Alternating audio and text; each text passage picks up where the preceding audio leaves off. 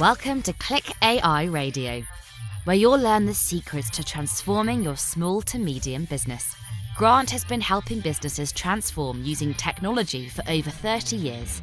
Advanced technologies like artificial intelligence have been available only to large companies and advanced technical teams. Grant will discuss how you can use to leverage AI and other technologies to grow your small to medium business. As a gift, Grant is offering his ebook, AI for Sales Growth, at clickairadio.com.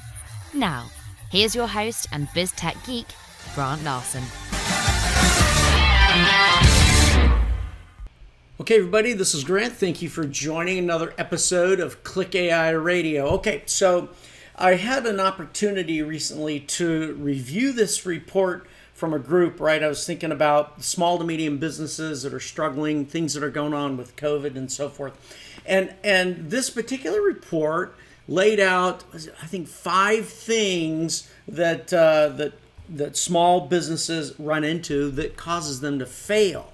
And here's the list. It said, first one said 79% fail because they start with too little money. All right, that's one of them. Number 2, they said, was 78% fail because they lack a well-designed or well-developed business plan.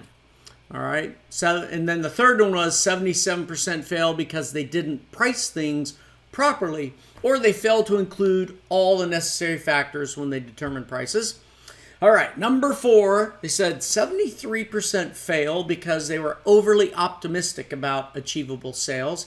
And then the last one, they said 70% fail because they don't recognize or accept their weaknesses and don't seek help from others. This came from a report from keep.com, Keap.com. All right, so those were the 5 things that they had identified. It got me to thinking as I reviewed it, what if there were 5 things that you could do that would grow your business?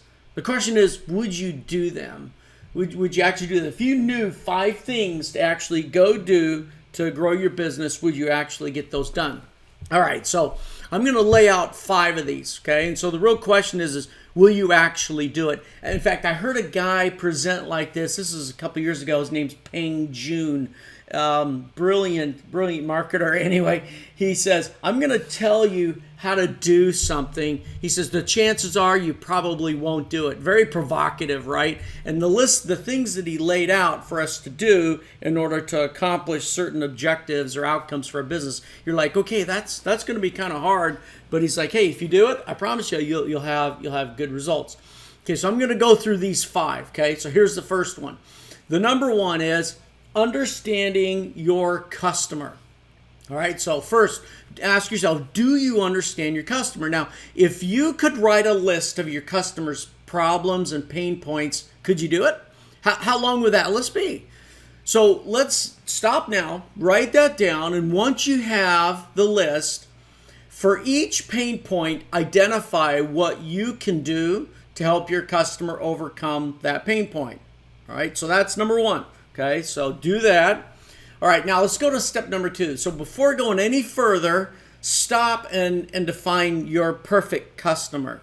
So articulate what are their roles, what are their characteristics, their demographics and so forth. What skills do they have? What interests do they express? And now as part of this step, look back at what you had identified in step number 1, right? Which was your understanding of your customer, and refine it. Refine your perfect customer's problems and pain points. So go back to step 1, say, okay, now that I've got a picture of my perfect customer, what are the pain points and the problems that they have? All right, so go back and do that. All right, so let's move on to number 3. So the question is, will you actually do these things? So here you go, number 3.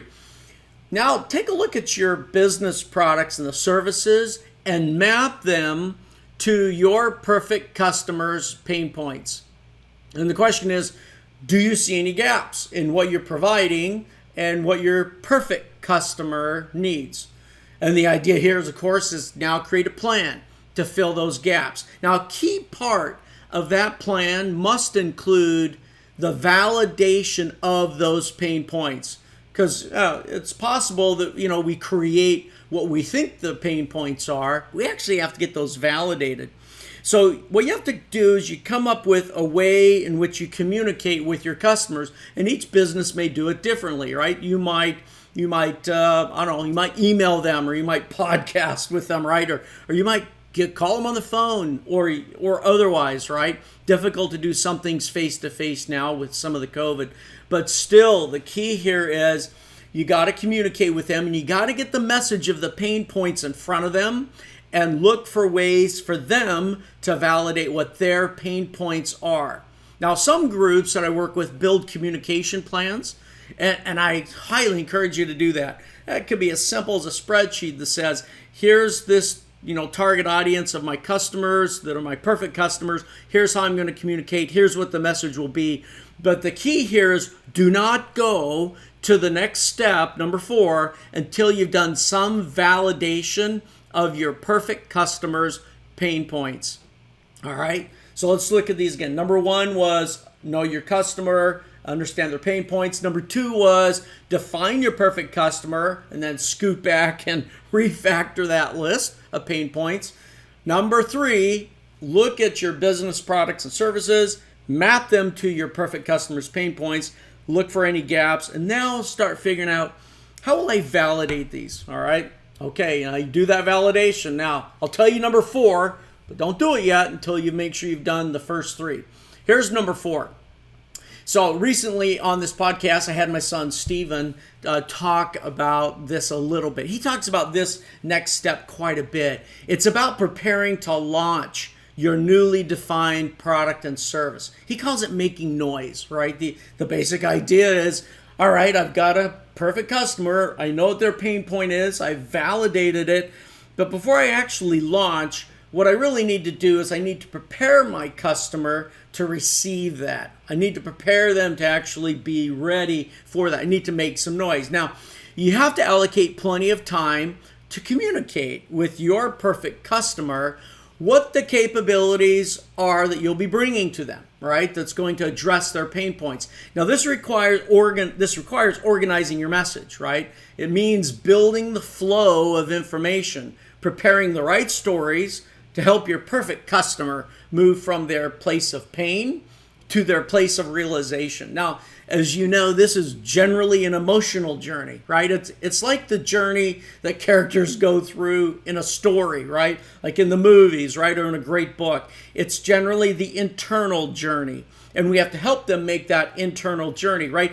Sometimes we call it character development, right? Meaning in the story, we see the character begin to think differently and they become different. Even though there's some other external things going on, whether they're on their own physical journey going somewhere, but then there's the internal journey where they become different and they view things differently. Well, that's what we as business people have to help our customers do. Got to help them go through their own internal journey and help them see and realize, come to their place of realization, or the expression where they experience the value that you're going to deliver.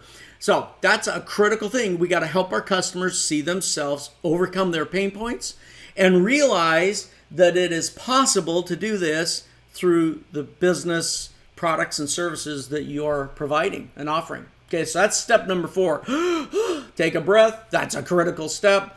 All right, here we go. Number 5. So before I go to number 5, on number 4, the question is will you really do it? Will you really do these 4 things? Because these are crucial to being successful with it. All right, you ready? Number 5. Okay, so it's all about price, right? But it turns out price is all about value. So in other words, establish the price based on the value that people associate with overcoming those pain points. Right? So a brief example here, right? So as a teenager one time, a group of us were backpacking in the mountains for a week, which I love to do, love the mountains.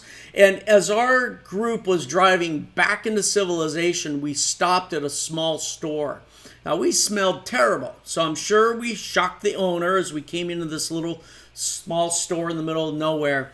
Now what we valued at that moment was some of the food and snacks that he had in his store, because quite frankly, we were quite tired of eating the dehydrated meals, right, that we'd been carrying. So while the price for the snacks was relatively low, there was also only a few of them, right? And as young men, we were willing to pay a lot more, right? In our mind, the value of what they were selling was really high. And so the point is, we would have tolerated a higher price at the moment. In fact, some of us bartered because there were only a few of those snacks. And of course, we were telling the owner, well, I know that guy will only pay you $2. I'll pay you $5 for that, right?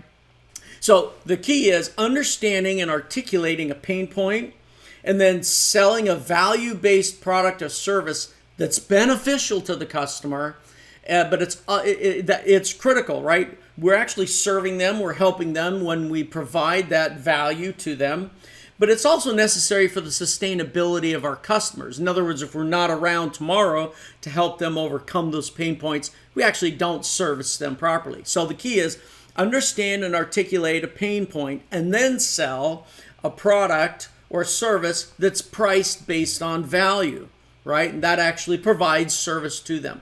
Now, it goes back to that old story of the master with the violin, right? That's set up for auction. You know the story. The first time the auctioneer tries to sell it, no one's interested, right? He just holds it up, and then up walks the violin master and he plays, and suddenly the value shoots up in the minds of those that are sitting there in the auction.